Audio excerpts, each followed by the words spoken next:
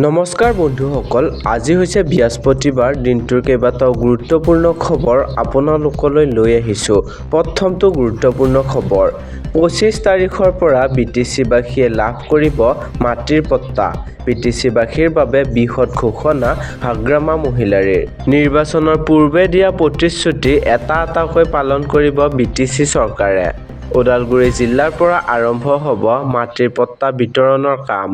গোসাইগাঁৱৰ পৰা আৰম্ভ হ'ব গণসমাৱেশ কাৰ্যসূচী। বিধানসভা নিৰ্বাচনৰ বাবে সম্পূৰ্ণ প্ৰস্তুত বিপিএফ দল। 26ৰ বিধানসভা নিৰ্বাচনত বিপিএফ দলে 15টাকৈ সমষ্টিত প্ৰাৰ্থিত্ব প্ৰদান কৰিব।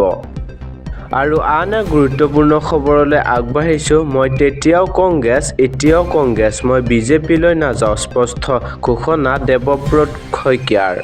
মতাদৰ্শৰ নামত অসমীয়া মানুহক বিভাজিত কৰা দলত যোগদান নকৰে দেৱব্ৰত শইকীয়াই। মই তেতিয়াও কংগ্ৰেছ, আজিও কংগ্ৰেছ, এই আৱেগিক মন্তব্য বিৰোধী দলপতি দেৱব্ৰত শইকীয়াৰ। ভূপেন বৰাৰ বিজেপিমুখী যাত্ৰাৰ পাছতেই মুখ্যমন্ত্ৰী হিমন্ত বিশ্ব শৰ্মাই দৃঢ়তাৰে ঘোষণা কৰিছিল যে প্ৰয়াত মুখ্যমন্ত্ৰী হিতেশ্বৰ শইকীয়াৰ প্ৰতি তেওঁ ঋণী আছে। সেইবাবে এইবাৰ বিধানসভা নিৰ্বাচনৰ পাছতে প্ৰয়াত শইকীয়াই পত্নী হেমবৰুৱা শইকীয়াৰ বোজা বঢ়াই তেওঁলোকৰ পুত্ৰ দেৱব্ৰত শইকীয়া বিজেপিলৈ আনিব। আৰু মুখ্যমন্ত্ৰীৰ এনে মন্তব্যৰ পিছতেই বুধবাৰে দেৱব্ৰত শইকীয়াই কয় যে তেওঁ কংগ্ৰেছত থাকিব। তাৎপৰ্যপূৰ্ণভাৱে একশ্যন এটা পোষ্টত শইকীয়াই কয়, 10 বছৰ আগত শিৱসাগৰৰ এটা ফ্লেশ্ববেকে দলৰ ভুৱা বন্ধুসকলক উদঙাই দিয়ে।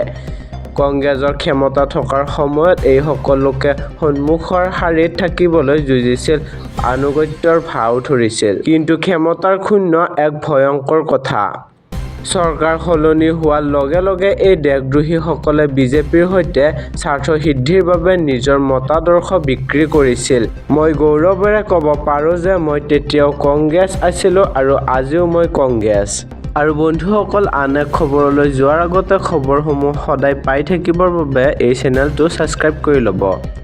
ভাৰতত বৃহস্পতিবাৰ অৰ্থাৎ আজিৰ পৰা আৰম্ভ হ'ল ৰমজানৰ ৰোজা। প্ৰধানমন্ত্ৰী মোদীয়ে জনালে শুভেচ্ছা। আন এক গুৰুত্বপূৰ্ণ খবৰলৈ আগবাঢ়িছোঁ। পাকিস্তানত থকা 11 দিনত কি কৰিছিল গৌৰৱে? তথ্য প্ৰকাশ কৰিবলৈ প্ৰত্যাহ্বান বিজেপিৰ ৰাষ্ট্ৰীয় মুখপাত্ৰৰ। পাকিস্তানত সংযোগৰ অভিযোগত গৌৰৱ গগৈৰ বিৰুদ্ধে পুনৰ বিস্ফোৰক বিজেপিৰ। গৌৰৱ গগৈৰ বিৰুদ্ধে পাকিস্তান সম্পৰ্কৰ স্পষ্টীকৰণ বিচাৰিলে বিজেপিৰ ৰাষ্ট্ৰীয় মুখপাত্ৰই। পৰৱৰ্তী খবৰ, মাৰ্চৰ প্ৰথম সপ্তাহৰ ভিতৰতে প্ৰকাশ পাব কংগ্ৰেছৰ প্ৰথমখন প্ৰাৰ্থীৰ তালিকা। গৌৰৱ গগৈ। কংগ্ৰেছৰ নিৰ্বাচনী প্ৰস্তুতি তুংগত। বৃহস্পতিবাৰে অসমলৈ আহিব প্ৰিয়ংকা গান্ধী।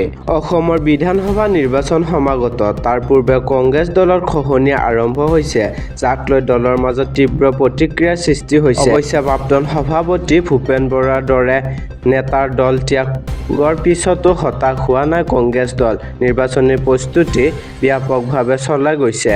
প্ৰাৰ্থিত্ব প্ৰত্যাশীসকলৰ ভিতৰত কোনগৰাকী যোগ্য বা ৰাইজৰ সমৰ্থন কাৰ ওপৰত বেছি তাক লৈও দলে পৰ্যালোচনা অব্যাহত ৰাখিছে। দলটোৱে আশা কৰাৰ মতে ফেব্ৰুৱাৰী মাহৰ শেষৰ ফালে বা মাৰ্চৰ 5-6 তাৰিখৰ ভিতৰত প্ৰায় 80খন আসনৰ প্ৰাৰ্থীৰ নাম ঘোষণা কৰিব।